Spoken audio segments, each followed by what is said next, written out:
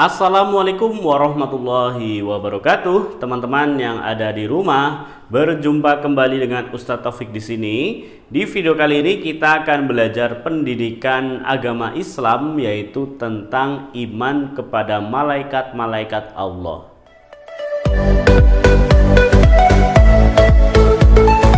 Nah, teman-teman, kita akan mempelajari tentang malaikat dengan cara mind mapping.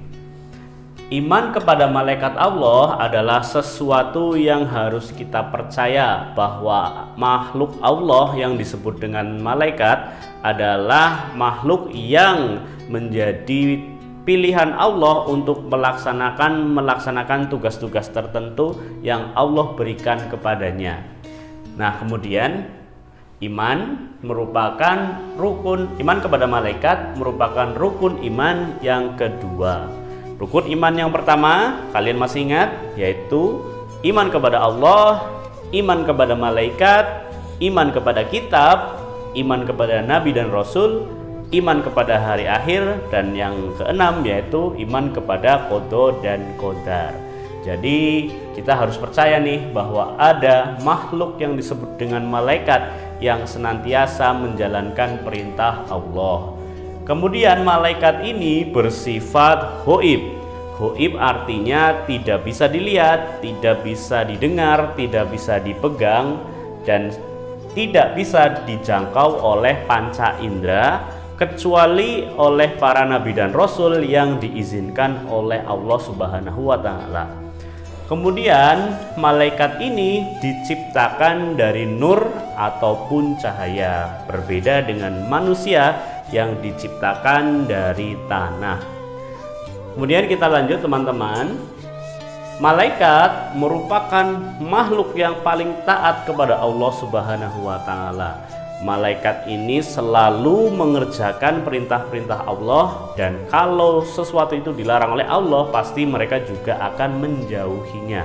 Berbeda dengan makhluk-makhluk lain, misalkan seperti manusia ataupun jin, yang kadang-kadang melanggar perintah Allah. Kemudian malaikat ini tidak memiliki nafsu, ya teman-teman. Berbeda dengan manusia, ingin makan, ingin minum, ngantuk, males, dan lain sebagainya.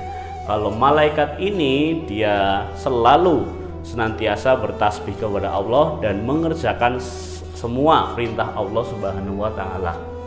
Kemudian yang terakhir, malaikat itu tidak memiliki jenis kelamin atau bukan laki-laki ataupun perempuan.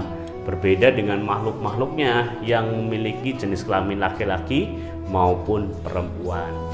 Nah, teman-teman, demikianlah ciri-ciri atau karakteristik dari malaikat. Baiklah teman-teman, selanjutnya kita akan belajar atau mengenal malaikat-malaikat Allah beserta tugasnya. Yang pertama, kita akan mengenal malaikat Jibril, ya. Malaikat Jibril ini disebut juga dengan Rohul Kudus, dan malaikat Jibril juga disebut dengan pemimpinnya para malaikat. Tugas beliau adalah menyampaikan wahyu kepada para nabi dan rasul. Hal ini kita sudah pernah pelajari bahwa beliaulah atau malaikat Jibril lah yang menemui Nabi Muhammad SAW di Gua Hiro pada saat Nabi Muhammad SAW menerima wahyu pertama kali, yaitu surat Al-Alaq ayat 1-5. Kemudian selanjutnya adalah ada malaikat Mikail. Malaikat Mikail ini bertugas untuk menurunkan rizki dan juga bertugas untuk menurunkan hujan. Kemudian selanjutnya ada malaikat Israfil. Nah, malaikat Israfil adalah mungkin satu-satunya malaikat yang nanti akan meniup sangkakala ketika dunia ini sudah mencapai hari akhir atau hari kiamat. Malaikat Israfil lah yang meniupkan sangkakala atau trompet, menandai bahwa kiamat akan datang. Kemudian ada malaikat Israel yang bertugas untuk mencabut nyawa. Jadi malaikat Israel akan datang kepada kita ketika ajal kita sudah dekat atau ajal kita sudah datang. Selanjutnya ada malaikat mungkar dan nakir. Kedua malaikat ini adalah fungsinya atau tugasnya yaitu menanyai di alam kubur. Jadi ditanyakan siapakah Tuhan kita, siapakah Nabi kita, siapakah atau apakah agama kita, kemudian apakah yang sudah kita lakukan di dunia dan lain sebagainya. Kemudian ada malaikat raqib. Malaikat raqib bertugas mencatat amal baik manusia. Kemudian ada malaikat atid yang bertugas mencatat amal buruk manusia. Nah, malaikat raqib dan atid ini ada di tengah-tengah kita ya teman-teman ya, atau ada di sekitar kita. Beliaulah berdua ini yang mencatat amal baik kita ataupun amal buruk kita. Jangan sampai malaikat atid yang banyak catatannya dibandingkan dengan malaikat raqib, karena hal itu pasti akan membuat kita celaka di akhirat. Jadi banyak-banyaklah kita berbuat baik dan beribadah kepada Allah Subhanahu wa taala. Selanjutnya teman-teman, ada malaikat malik yang bertugas menjaga pintu neraka ya. Malaikat malik ini digambarkan sebagai malaikat yang sangat besar, kemudian menakutkan ya, dan beliau adalah malaikat yang sangat kasar terhadap orang-orang kafir, orang-orang yang mengkhianati Allah Subhanahu wa taala. Semoga kita tidak bertemu dengan malaikat malik ya teman-teman. Nah, berbeda selanjutnya ada malaikat Ridwan. Malaikat Ridwan adalah penjaga pintu surga. Beliaulah yang insya Allah akan menyambut umat manusia yang masuk ke dalam surga. Baiklah teman-teman, kita sudah belajar 10 malaikat dan tugasnya.